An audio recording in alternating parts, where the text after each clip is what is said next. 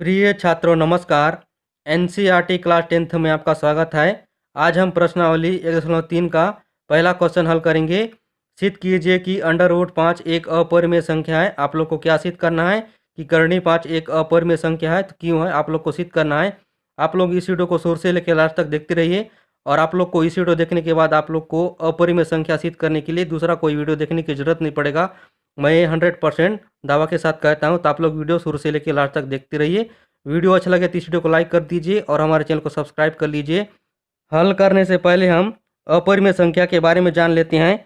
वह प्राकृतिक संख्या जिसका वर्गमूल निकालने पर हम लोग को पूर्ण संख्या प्राप्त नहीं होता है उसे हम लोग क्या कहते हैं, अपरिमेय संख्या कहते हैं। जैसे हमारे पास प्राकृतिक संख्या क्या है, 1 2 3 4 5 6 7 8 9 10 11 12, ये सभी क्या है प्राकृतिक संख्या। इनका हम लोग वर्गमूल करेंगे यानी करणी करेंगे तो हम लोग को पूर्ण संख्या प्राप्त नहीं होगा, उसे हम लोग क्या कहेंगे, अपरिमेय कहेंगे।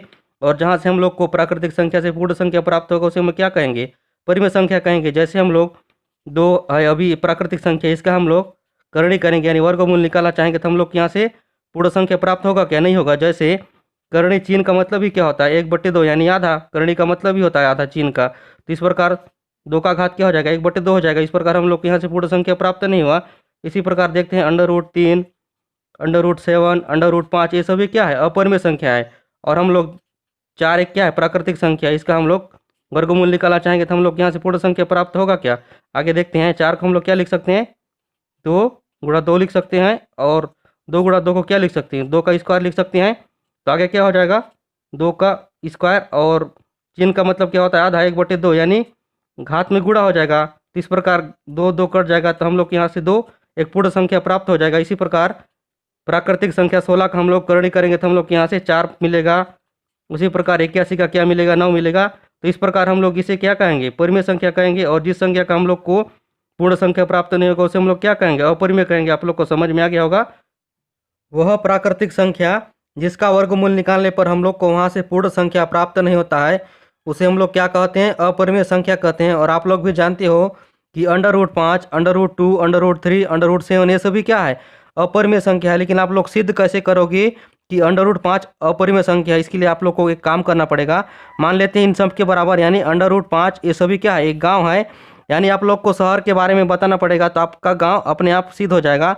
इसी प्रकार आप लोग यहाँ परिमेय संख्या के बारे में आप लोग बताना शुरू कर दो तो आप लोग का अंडर रूट 5 एक अपरिमेय संख्या अपने आप निकल जाएगा। जैसे हम लोग गांव को सिद्ध करना है तो इसलिए हम लोग शहर के बारे में बताना शुरू कर देते हैं कि शहर में ये होता है, ये होता है, तो अपने आप गाँव सिद्ध हो जाएगा कि गाँव में ये नहीं होता। इस प्रकार आप लोग पहचान जाओगे कि गाँव इस प्रकार से होता है और आपका सिद्ध हो जाएगा। उसी प्रकार आप लोग यहाँ परिमेय संख्या के बारे में बताना शुरू कर दो कि परिमेय संख्या में ये होता है तो अंडर रूट 5 एक परिमेय संख्या अपने आप सिद्ध हो जाएगा। और परिमेय संख्या क्या होता है, वह प्राकृतिक संख्या जिसका हम लोग वर्गमूल निकालने पर हम लोग को वहाँ से पूर्ण संख्या प्राप्त होता है, यानी उसमें करणी नहीं होता है, पूर्ण संख्या प्राप्त होता है। उसे हम लोग क्या कहते हैं, परिमेय संख्या कहते हैं। और परिमेय संख्या को हम लोग किसके रूप में लिखते हैं, P/Q के रूप में लिखते हैं। इसलिए 5 है, इसका मतलब क्या है, 5/1 है। इस प्रकार क्या हो जाएगा, P/Q हो जाएगा, जो कि परिमेय संख्या को हम लोग P/Q के रूप में लिखते हैं। और Q बराबर कभी 0 नहीं होता। यानी जैसे यहाँ हमारा प्राकृतिक संख्या क्या है, 2 3 4 5 सभी है, इसका मतलब क्या है, 2 है इसका मतलब 2/1 है, 3 है इसका मतलब 3/1 है, 4 है इसका मतलब 4/1 है। यानी P का मान 0 हो सकता है लेकिन Q का मान कभी 0 नहीं होगा। इस बात का आप लोग को ध्यान रखना। तो आप लोग को समझ में आ गया होगा। और हम लोग को क्या मानना है, मान लेते हैं इस प्रकार से हमारा अंडर रूट 5 एक अपरिमेय संख्या की जगह मान लेते हैं अंडर रूट 5 एक परिमेय संख्या है। और हम लोग परिमेय संख्या के बारे में बताना शुरू कर देते हैं। इस प्रकार हमारा अंडर रूट 5 एक अपरिमेय संख्या सिद्ध हो जाएगा। तो चलिए शुरू करते हैं। इस प्रकार आपको यहाँ हल लिख लेना है और आपको यहाँ लिखना है, माना इसके विपरीत, पहले अंडर रूट 5 क्या था, एक अपरिमेय संख्या था, लेकिन बस आपको मान के चलना है, इसलिए आप लोग को यहाँ लिखना है, माना इसके विपरीत अंडर रूट 5 एक क्या है, परिमेय संख्या है। इस प्रकार से आपको यहाँ लिखना है। अंडर रूट 5 पहले क्या था, अपरिमेय संख्या था, लेकिन आप लोग इसका उल्टा यहाँ क्या मान रहे हो, बस मान रहे हो कि अंडर रूट 5 एक परिमेय संख्या है। और आप लोग को परिमेय संख्या के बारे में बताते जाना है तो आपका अंडर रूट 5 एक अपरिमेय संख्या है अपने आप सिद्ध हो जाएगा। और आपको यहाँ लिखना है, अंडर रूट 5 पहले क्या था, अपरिमेय था, लेकिन आप लोग यहाँ परिमेय संख्या माने हो अंडर रूट 5 को, इसलिए अंडर रूट 5 परिमेय संख्या के बराबर होगा। और हम लोग परिमेय संख्या को किसके रूप में लिखते हैं, P बटे Q के रूप में लिखते हैं। इस प्रकार अपरिमेय संख्या √5 परिमेय संख्या P बटे Q के बराबर हो जाएगा। बस आपको यहाँ समझना है। वास्तव में क्या है, √5 एक अपरिमेय है, लेकिन आप लोग को बस मान के चलना है कि √5 एक परिमेय संख्या है। ठीक है, इस प्रकार से आप लोग को समझ में आ गया होगा। अब आपको परिमेय संख्या P बटे Q के बारे में लिखना है, यानी मेंशन करना है। इस प्रकार हम लोग कोष्टक में लिख लेते हैं, जहाँ P और Q एक क्या है, सह अभाज्य पूर्णांक है। इस प्रकार से आप लोग को लिख लेना है, सह अभाज्य पूर्णांक है व Q equal to not zero तथा P और Q का HCF यानी क्या होता है, महत्तम समापवर्तक 1 होता है। इस प्रकार से आप लोग को कोष्टक में P बटे Q यानी परिमेय संख्या के बारे में इतना आप लोग को लिखना जरूरी है, यानी मेंशन करना जरूरी है, तभी आपको पेपर में अच्छे अंक मिलेंगे। इस प्रकार से आप लोग को लिखना जरूरी होता है। अब आपको P और Q एक सहअभाज्य पूर्णांक है, इसका मतलब मैं समझ देता हूँ। P बटे Q को हम लोग एक ऐसा सहअभाज्य पूर्णांक 1 से भाग दे सकते हैं, उसके अलावा हम लोग दूसरे किसी भी अंक से पूरी तरह से भाग दे नहीं सकते। इसलिए P और Q का सहअभाज्य पूर्णांक यहाँ क्या है, 1 है। इसको आप लोग को आगे और अच्छी तरीके से समझा दूंगा। P बटे Q को हम लोग किससे भाग दे सकते हैं, पूरी तरह से 1 से भाग दे सकते हैं। इसीलिए P और Q का सहअभाज्य पूर्णांक यहाँ क्या हो जाएगा, 1 होगा। और हम लोग दूसरे अंक से किसी भी अंक से पूरी तरह से P बटे Q को भाग दे नहीं सकते हैं। इसका मतलब ये होता है, एक बार तो हम लोग P से भाग दे सकते हैं, एक बार Q से दे सकते हैं, लेकिन अलग अलग दे सकते हैं। लेकिन पूरी तरह से भाग किस अंक से दे सकते हैं, 1 से दे सकते हैं। इसीलिए P और Q का सहअभाज्य पूर्णांक क्या है, 1 है। और Q equal to not zero, यानी Q बराबर कभी 0 नहीं होगा। Q बराबर 1 हो सकता है, लेकिन Q बराबर कभी 0 नहीं होगा। इसका मतलब ये होता है। और P और Q का HCF 1 होता है, इसका मतलब भी मैं समझ देता हूँ आपको। P का अभाज्य गुणनखंड निकालते हैं तो हम लोग P को P गुणा 1 लिख सकते हैं, और Q का निकालेंगे तो हम लोग Q को Q गुणा 1 लिख सकते हैं। और हम जानते हैं कि दो संख्याओं का HCF कैसे निकालते हैं, यानी पहले संख्या के अभाज्य गुणनखंड में ऐसा अंक देखते हैं जो दूसरे के अभाज्य गुणनखंड में भी हो। तो यहाँ देखते हैं P के अभाज्य गुणनखंड में एक ऐसा अंक है जो Q के में भी है, इसीलिए P और Q का HCF यहाँ क्या होगा, 1 होगा। और P बटे Q को इसीलिए हम लोग एक ऐसा सहअभाज्य पूर्णांक 1 से भाग दे सकते हैं पूरी तरह से। क्यों दे सकते हैं, क्योंकि P और Q का HCF 1 होता है, इसलिए हम लोग P बटे Q को एक ऐसा सहअभाज्य पूर्णांक 1 से पूरी तरह से भाग दे सकते हैं। दूसरे किसी भी अंक से भाग दे नहीं सकते। या तो भाग देंगे P बटे Q को एक बार अलग अलग P से देंगे और Q को Q से देंगे, लेकिन पूरी तरह से भाग एक ही से जाएगा। इस प्रकार आप लोग को यहाँ समझ लेना है। ये होता है परिमेय संख्या का नियम। और परिमेय संख्या का HCF क्या होता है, 1 होता है।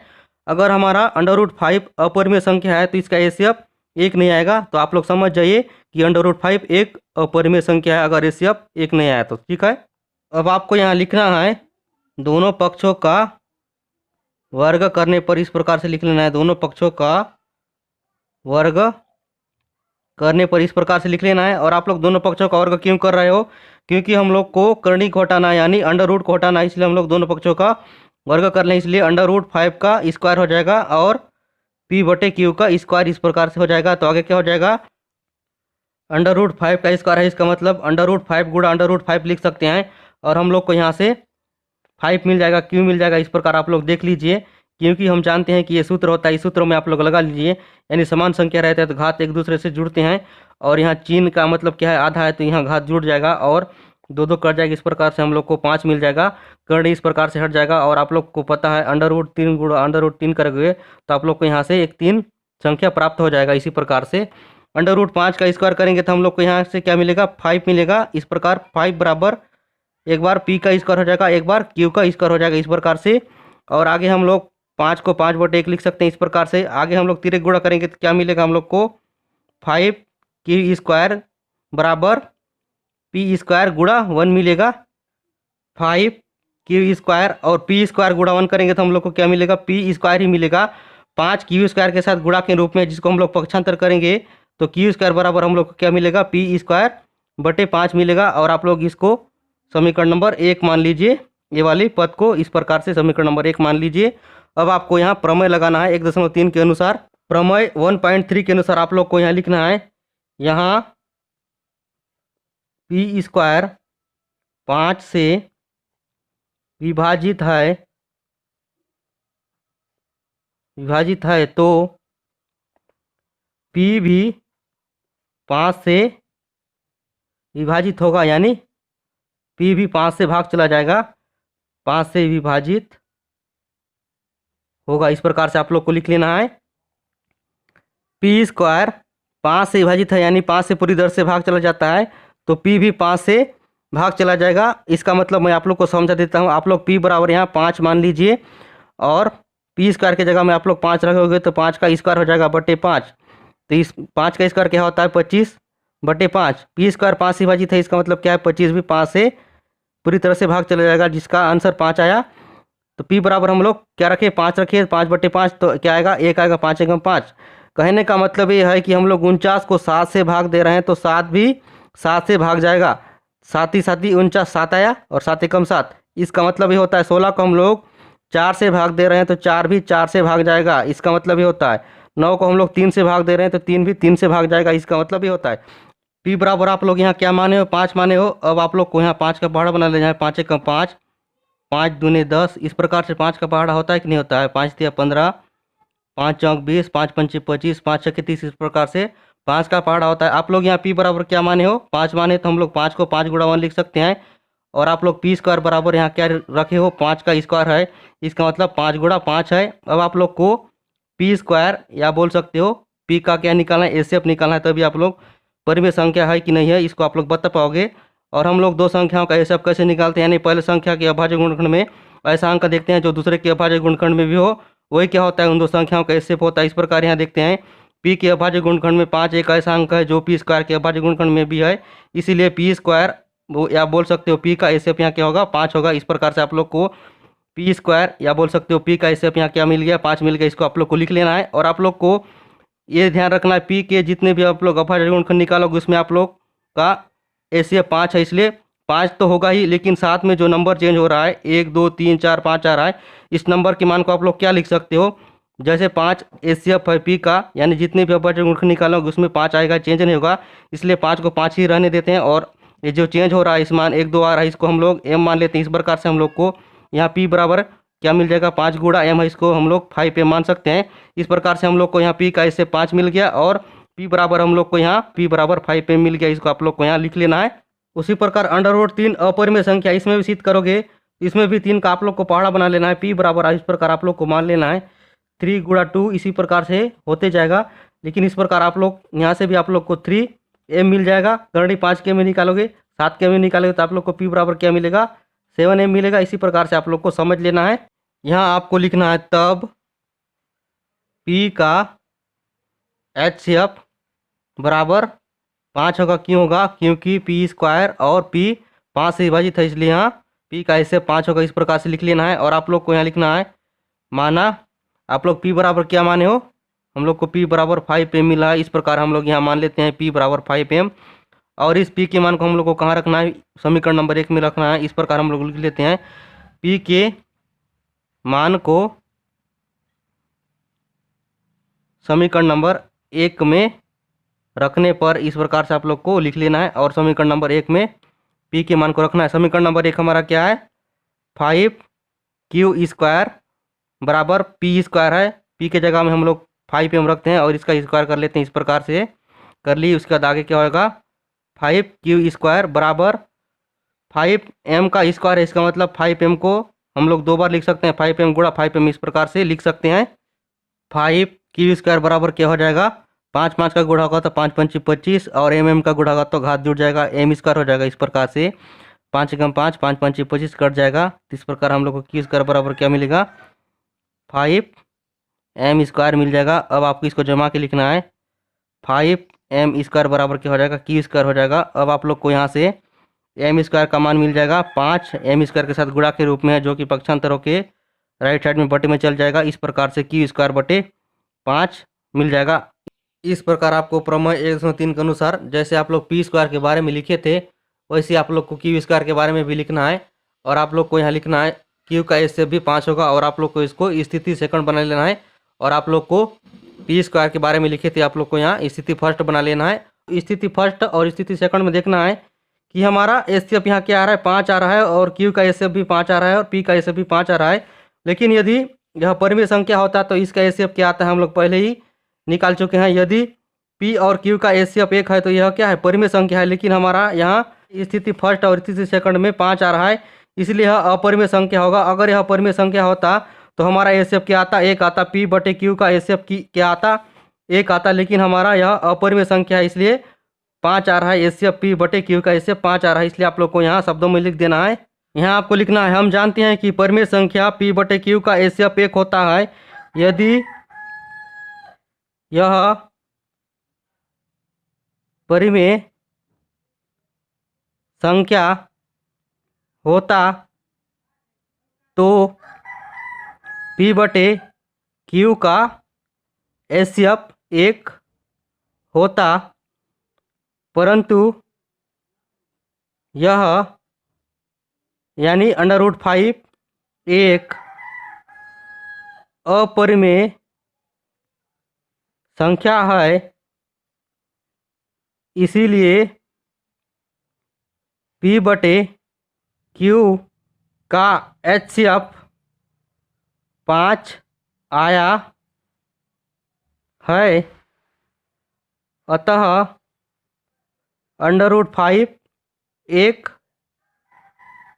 अपरिमेय संख्या है। इस प्रकार आप लोग को लिख लेना है। इस प्रकार से हम लोग सिद्ध कर चुके हैं, यही हमारा आंसर है। √5 एक अपरिमेय संख्या इस प्रकार से सिद्ध कर चुके हैं। इसी प्रकार आप लोग को √3, √7, √11 इसी प्रकार से आप लोग को सिद्ध करना है। और 5 की जगह आप लोग को इस संख्या को रखना है। जैसे हम लोग 3 को सिद्ध करेंगे तो √5 की जगह आप लोग को √3 रखना है, और इस प्रकार से 3 रखते जाना है 5 की जगह में।